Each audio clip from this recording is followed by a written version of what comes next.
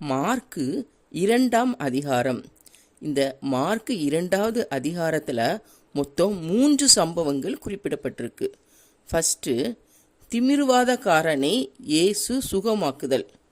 2வது, லேவியின் வீட்டில் இயேசு.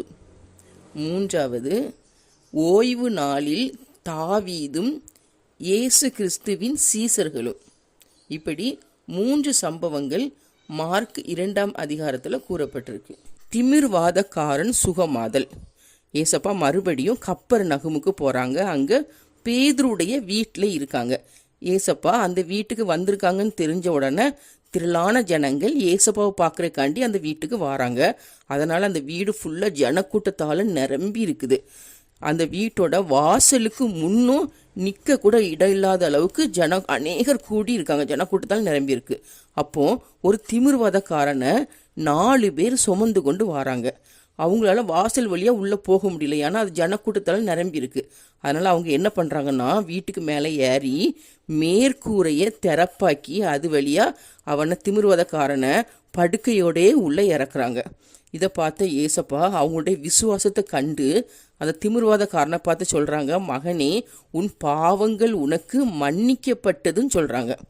இதை கேட்டுட்டு இருந்த அங்கே இருந்த வேத பாரகரில் சிலர் அவங்களுக்குள்ளே என்ன சொல்லிக்கிறாங்கன்னா, இவர் இப்படி தேவ தூஷணம் சொல்லுகிறது என்ன? பாவங்களை மன்னிக்கிறதுக்கு தேவனுக்கு தான் அதிகாரம் உண்டு அப்படின்னு சொல்கிறாங்க. இதை ஏசப்பா ஆவியில் அறிந்து கொள்கிறாங்க.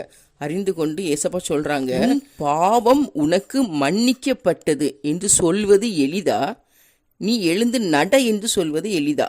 எது ஈஸி? பாவம் மன்னிக்கப்பட்டது அப்படி சொல்கிறது ஈஸியா, எழுந்து நட என்று சொல்வது ஈஸியா அப்படின்னு சொல்லி கேட்குறாங்க. எது எளிதுன்னு சொல்லி கேட்டுட்டு சொல்கிறாங்க, பூமியிலே பாவங்களை மன்னிக்க மனுஷகுமாரனுக்கு அதிகாரம் உண்டு என்று அறிந்து கொள்ளுங்கள் அப்படின்னு சொல்லிட்டு ஏசப்பா அந்த திமிர்வாதக்காரனை பார்த்து சொல்கிறாங்க, நீ எழுந்து உன் படுக்கையை எடுத்துக்கொண்டு உன் வீட்டுக்கு போ அப்படின்னு சொல்கிறாங்க. சொன்ன உடனே அவன் என்ன பண்ணுறான்?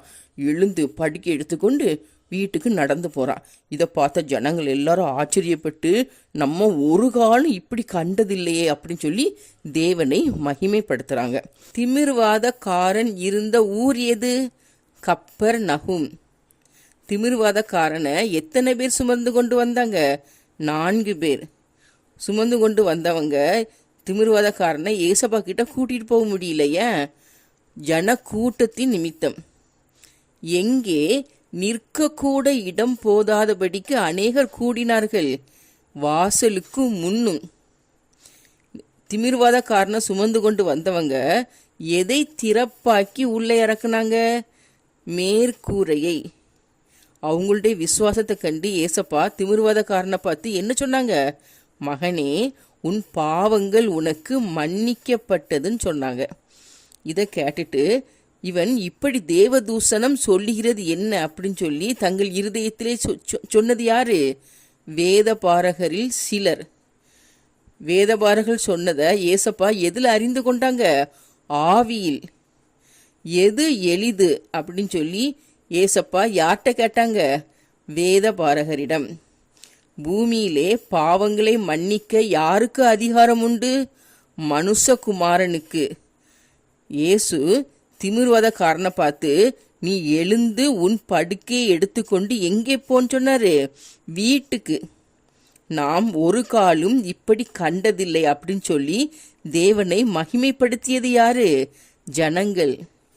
லேவியின் வீட்டில் இயேசு. இந்த லேவியுடைய அப்பா பேரு அல்ஃபேயு.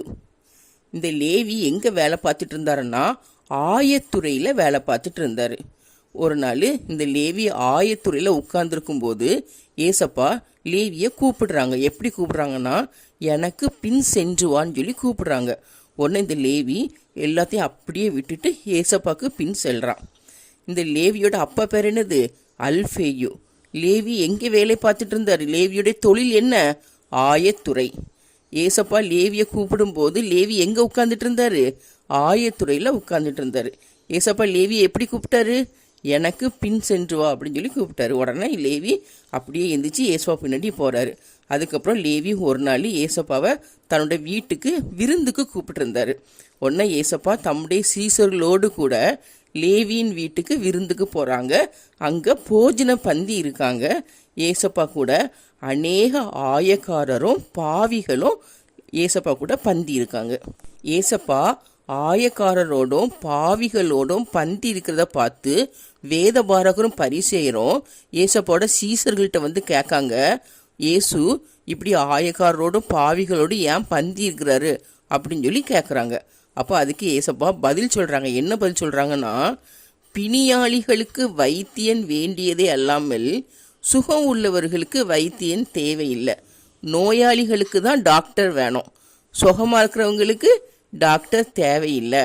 நான் வந்து பாவிகளை தான் மனம் திரும்புறதற்கு அழைக்க வந்தேன். சரியா, நீதிமான்களுக்கு நான் தேவை கிடையாது, பாவிகளுக்கும் ஆயக்காரர்களுக்கும் தான் நான் தேவை. நான் பாவிகளை மனம் திரும்ப அழைக்க வந்தேன்னு சொல்லி சொல்கிறாங்க.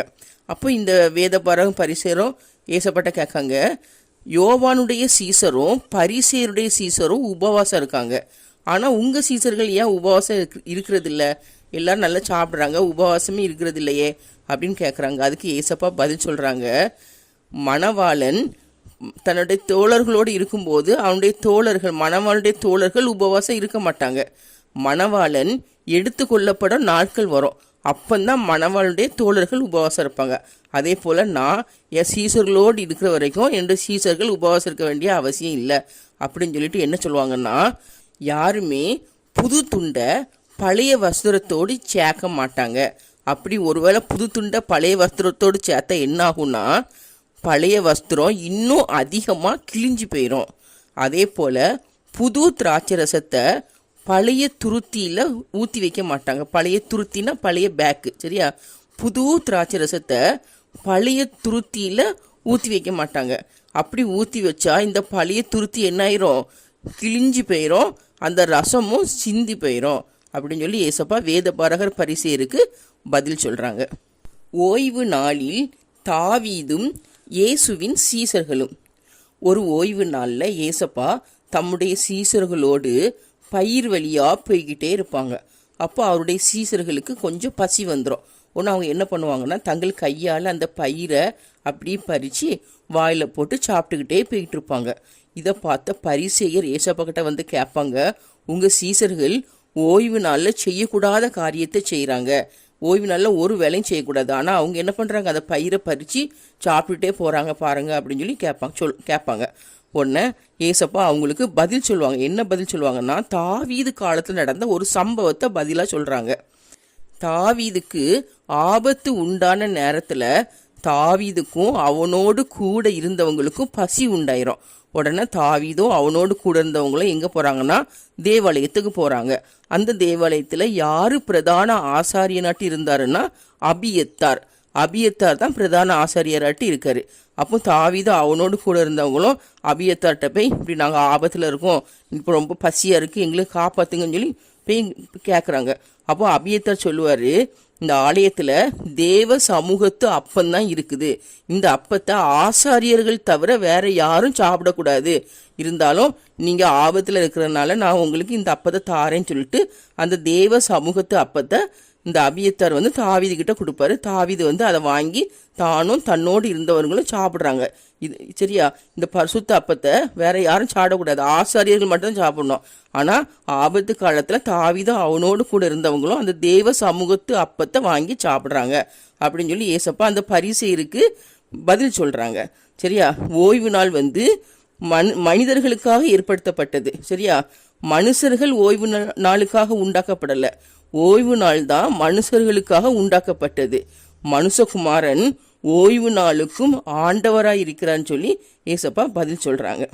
தாவீது காலத்தில் பிரதான ஆசாரியனாய் இருந்தது யாரு? அபியத்தார்.